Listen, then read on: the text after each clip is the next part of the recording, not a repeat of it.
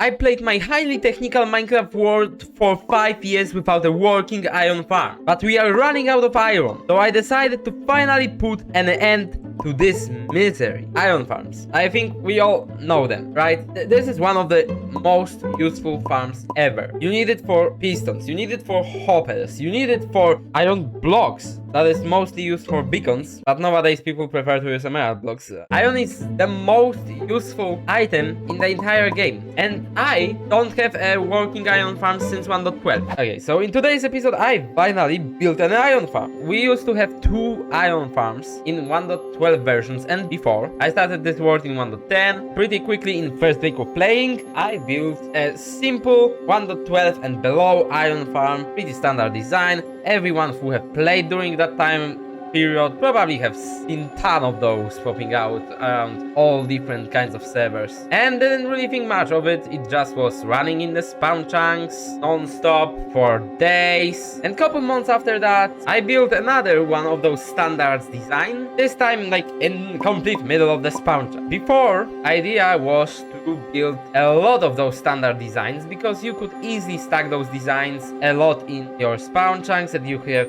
like 20 times this standard design, no problem. That is going to provide you enough iron probably for the rest of your life. But there was also the slingering idea of building a massive iron farm. There used to be a lot of massive like stacking iron farms that produced hundreds of thousands of iron per hour by stacking many villagers on top of each other. Yeah, that era of iron farms before 1.14 was absolutely wild. And every time I want to visit my world, I need to roll back a version to 1.12 and load up my world. No, that is exhausting. So I just took my world and changed it to 1.14.3, what broke our farms. Since then, that was like 3 years ago, I don't have a working iron farm. I have been playing more than ever, and I have been using more iron than ever. So we are pretty quickly running out of it. And something that we have to do is make an iron farm. And I have figured that out almost 20 months ago, when I decided to make this perimeter in episode 3 from the AdvancedCraft server. We've made this small perimeter, it's 9 by 21 chunks, and I made a really nice random design for the floor and the walls of this perimeter using 5 different kinds of blocks. Those were 2 different kinds of terracotta and 3 different types of concrete. But I have finally decided to use a different design. In the end, this farm was designed by Naptech, and as you can figure out, I built it completely wrong, as most of my projects.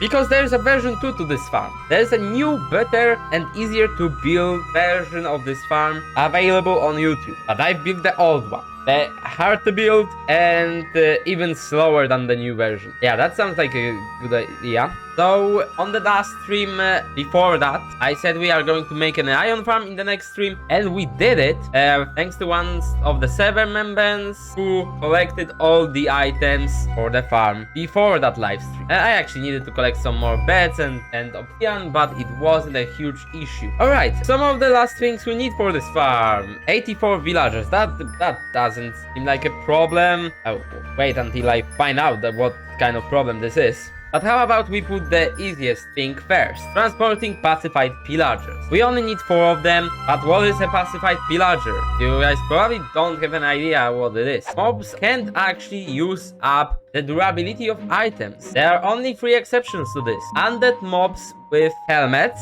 they can get used up by the sun, villagers with crossbows, and villagers with armor. Yes, you can actually put armor on villagers. But the interesting thing for us right now is the fact that villagers can use up their bows. And that only takes like a long time because crossbow has 465 uses. And of course, when they spawn, they have a random amount of durability on the crossbow, but still almost 400 shots. It takes a long time to process that. And after they lose their crossbow for overusing it, they are actually peaceful. They are not willing to harm you if they have no way to. But of course, even if they don't have a crossbow, they will still trigger your villagers to perceive them as an enemy, and your villagers might spawn more iron golems that will surely kill your pillagers. That actually happened once here, and oh my god, that means we need fifth pillager. So we have 4 of our pillagers in place. Now the only thing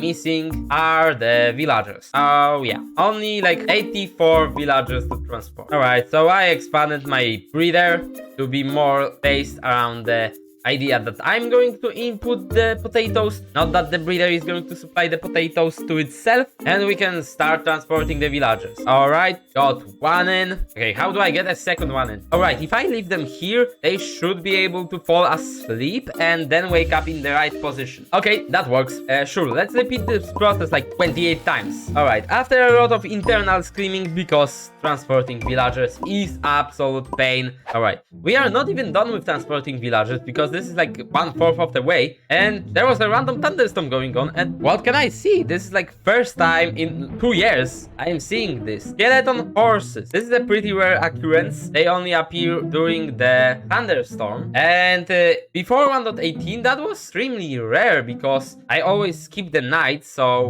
there was no time for the storm to appear. But in 1.18 there's a stupid change of the weather system that makes, even if you skip every single night, you can still experience thunderstorms and rain. So yeah, finally I lost all my previous skeleton horses, so I guess that's a nice addition to my collection. Alright, second quarter of the villagers are in place. Time to test this thing. Is it even going to work? Alright, so let's flick this lever and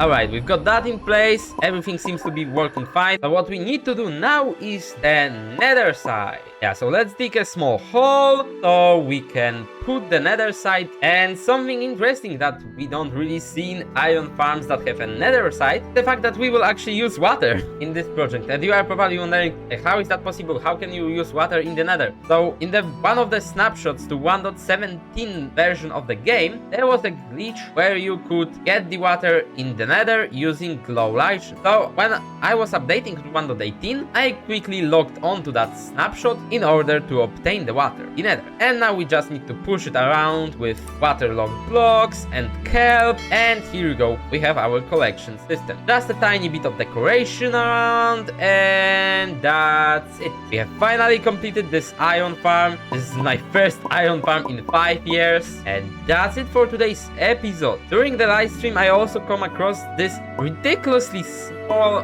mesa biome, so make sure to subscribe so you are not going to miss what I did with it in the next episode of the AdvancedCraft series next Saturday. Take care, see you next time. Oh, my villagers are dying. Why they are dying? Why they are receiving so much damage? Wait, they are dispensers. Have I put water into dispensers? Oh, yeah, of course I did not.